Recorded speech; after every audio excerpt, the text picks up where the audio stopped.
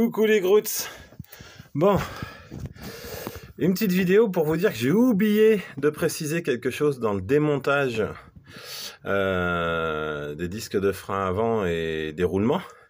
C'est que je vous ai montré comment retirer le moyeu et j'ai complètement oublié de vous montrer comment retirer le roulement. Donc là, je vais le faire pour vous ce matin et je vais filmer et je suis trop content. Je viens de recevoir un SMS comme quoi mes portes-fusées vont arriver avant 11h30. Donc si tout va bien, je pense que ce soir, j'aurai pratiquement tout remonté. Sauf si j'ai une petite galère au remontage.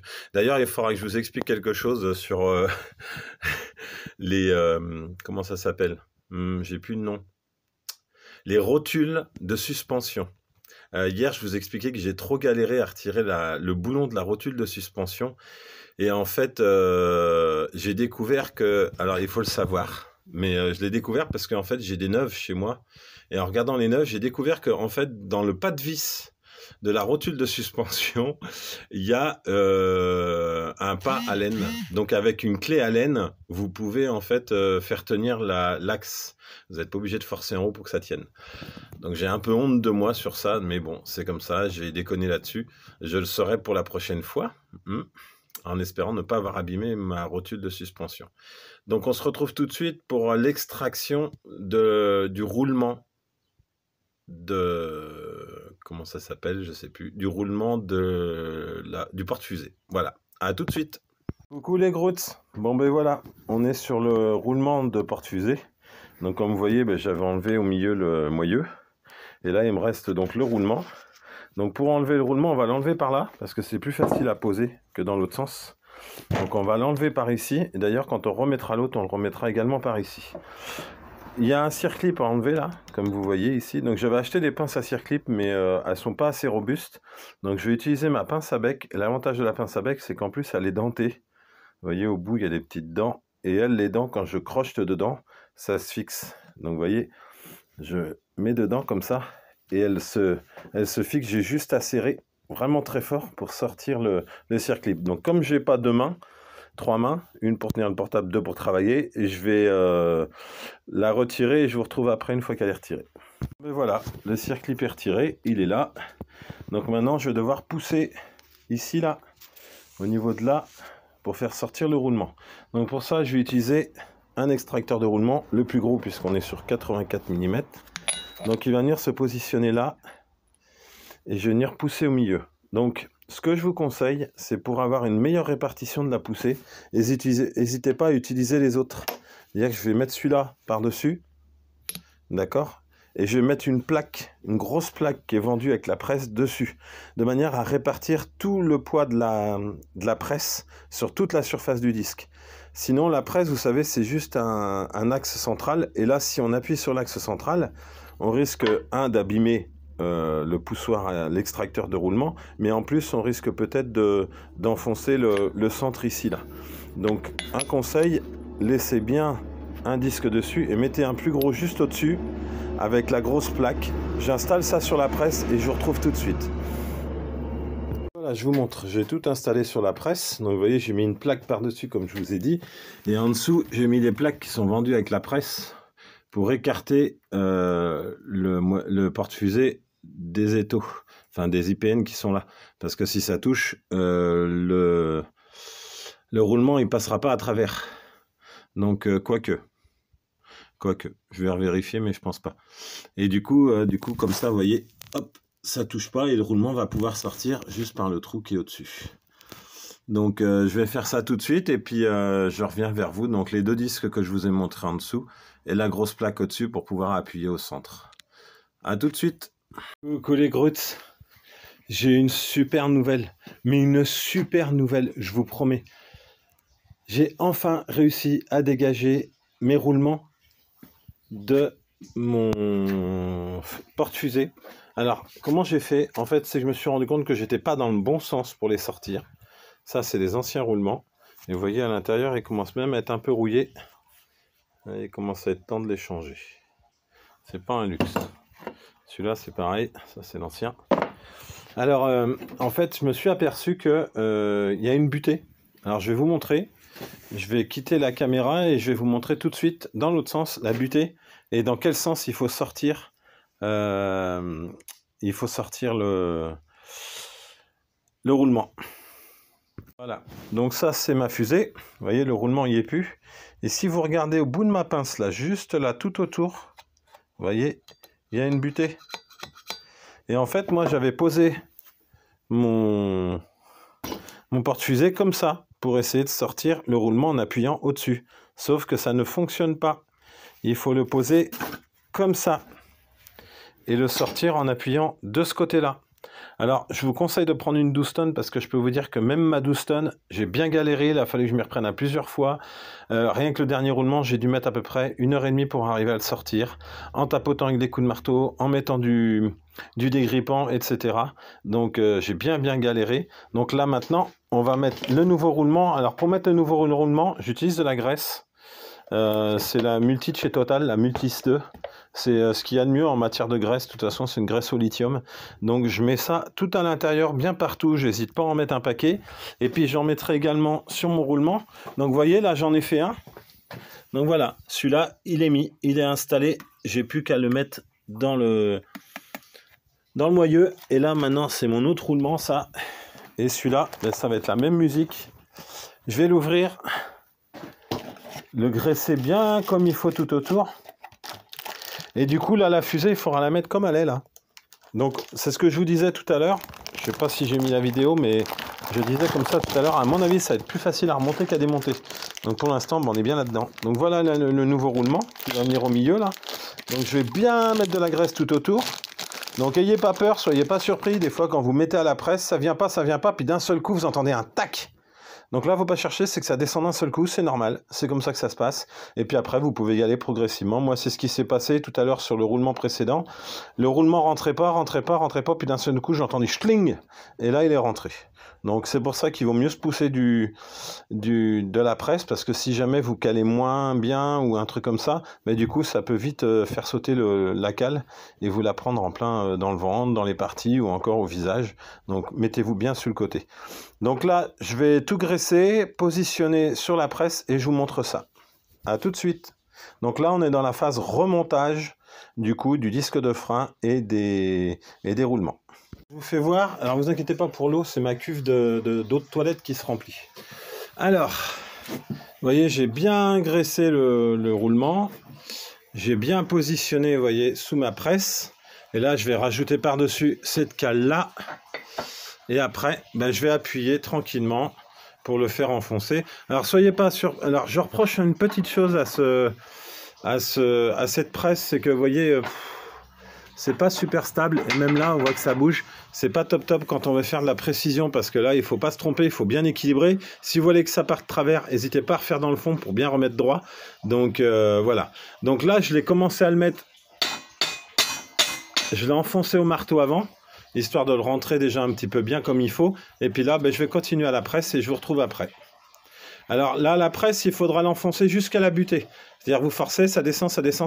Et à un moment donné, quand vous voyez que ça ne force plus, que ça force trop, ben, vous arrêtez. C'est qu'il est arrivé en butée en bas, il ne faut pas continuer plus loin. Je vous reprends dans quelques minutes. Allez. Là, je vais vous montrer parce qu'il n'y a plus de danger. Donc, vous voyez, c'est rentré d'un seul coup. Donc, le roulement est rentré d'un seul coup. Puis là, ben, par petits à coups, je vais le rentrer dedans.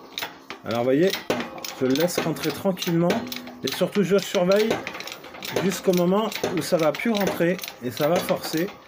Et là, j'arrêterai. Donc, vous avez vu, j'ai mis une cale en dessous parce que du coup, il me manque de la hauteur. Donc là, hop, il faut que je rajoute encore une cale. Je reviens. Vous voyez, le roulement est rentré jusqu'à la limite que je vous expliquais tout à l'heure là. Donc là, il va me rester à faire comme pour l'autre, c'est-à-dire rentrer le circlip ici pour bien refermer derrière et que le roulement ne bouge plus. Bon, je suis content de moi. Alors après, il va falloir faire un appui ici pour faire rentrer dans le moyeu. Et on se revoit après pour ça. Pour vous montrer dans quel sens je vais procéder.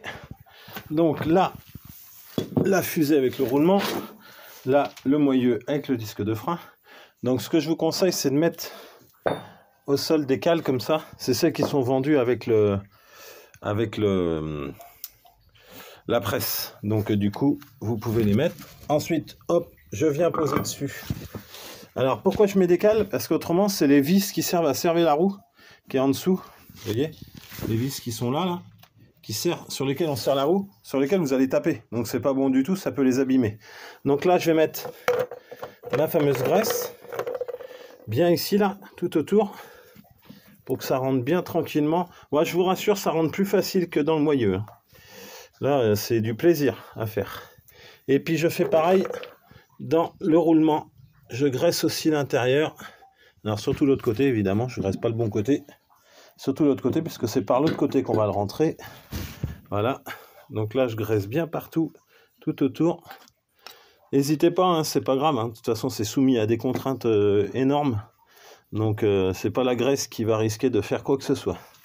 Donc voilà, ça c'est fait. Et maintenant, je vais le positionner bien comme il faut, comme ça, d'accord? Celui-là, il a du mal à se mettre bien. Je vais venir utiliser ma cale qui fait la dimension juste du roulement de devant. Alors ça, c'est important, hein. Utilisez que celui de roulement de devant, parce qu'autrement, si vous utilisez le reste, ça ne va pas marcher, puisqu'il y a le circlip autour. Hein. Et là, je vais taper un petit peu dessus pour l'encastrer le plus possible. Et après, on se retrouve pour la presse. La dernière ligne droite pour le montage des roulements sur le moyeu. Donc là, vous voyez, j'ai mis ma cale qui correspond juste au centre du roulement. J'ai rajouté au-dessus ma douille. C'est une douille de 30, je crois, un truc comme ça. Et puis là, vous voyez, je vais enfoncer, mais ça rentre vraiment tout seul. Vous entendez? Donc là, il faut y aller doucement. Vous enfoncez jusqu'à temps que ça bloque un peu plus. Parce que ça voudra dire que vous êtes arrivé vraiment au bout et que ça sert à rien d'aller plus loin. Mais franchement, alors là, c'est un plaisir. Autant à défaire, c'est une horreur. Autant à remettre, ça a été un pur plaisir. Donc vous rentrez bien doucement, ça sert à rien de rentrer vite.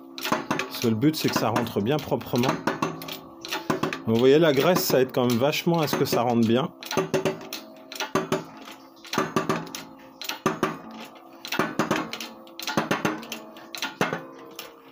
Et là, vous voyez, hop, ça force, on n'entend plus de bruit, ça veut dire qu'on est rendu au bout. Donc je défais ma presse. Hop. Cette petite presse de 12 tonnes, je peux vous dire que, mine de rien, elle est quand même super pratique. Alors, je la laisse remonter tranquillement. Et vous voyez, je vais enlever ma douille. Tac, j'enlève l'emporte-pièce de la... C'est un porte-pièce en cuisine, c'est pas grave. Alors, j'ai les gants qui glissent, ce qui fait que j'ai du mal à l'enlever. Voilà. Et le roulement, il est arrivé en haut, vous voyez. Impeccable, c'est arrivé en haut, c'est propre. Donc là, j'ai plus qu'à... Vous voyez, voilà. Et ça tourne impeccable. Donc vous voyez, roulement changé, disque de frein changé. Je suis trop content. Ça me fait plaisir de partager ça avec vous parce que je n'ai trouvé, et je dis bien je n'ai trouvé aucun tuto sur YouTube, sur Internet, sur le montage et démontage des disques de frein sur Renault Master 98. Alors il faut savoir que tous les disques de frein ne se démontent pas comme ça, mais ceux-là c'est le cas et c'est une galère pas possible. Heureusement que c'est pas tombé sur mon pied, j'avais pas mes chaussures de sécurité. Donc voilà, là maintenant tout est prêt. J'ai plus grand chose à faire. Alors je me suis amusé un petit peu à les brosser pour enlever l'excès de rouille qu'il y avait dessus.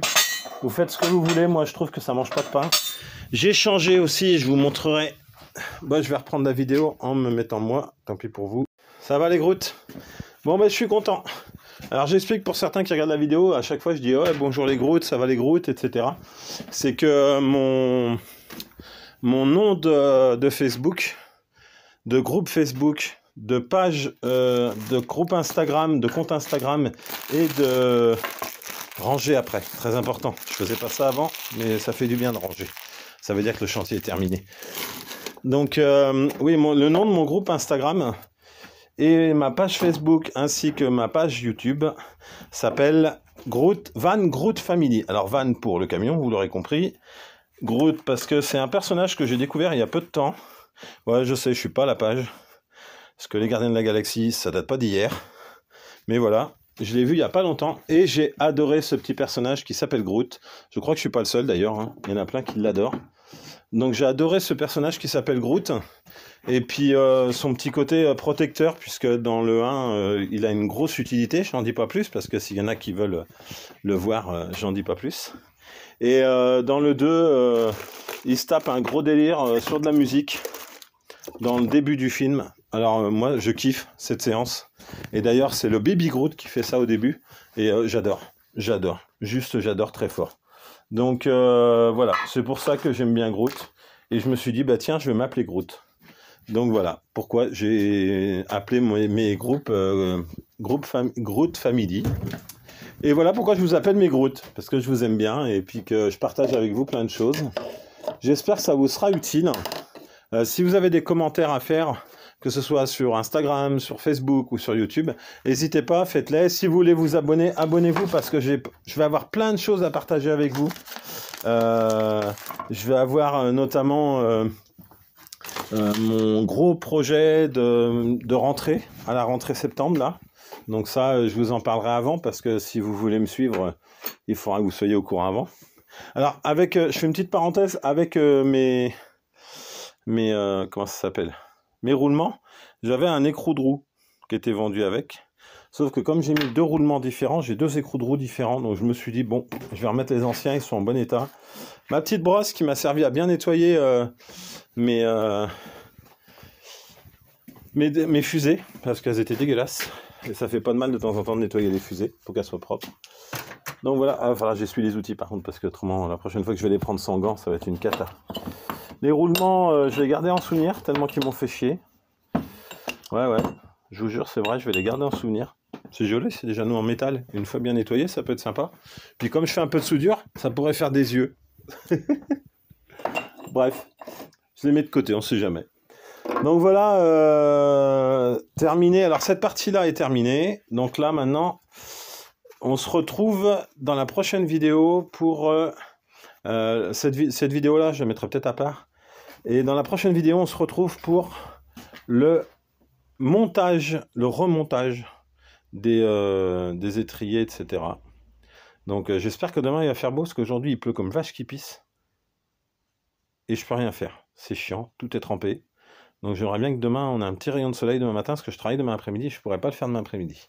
Donc je croise les doigts. Je vous souhaite une bonne soirée et je vous dis à très très bientôt pour continuer les aventures de la Groot Family. Les Groot, je vous embrasse, j'ai pas touché mon gant. Et je vous souhaite une bonne soirée et je suis trop content. J'ai enfin réussi.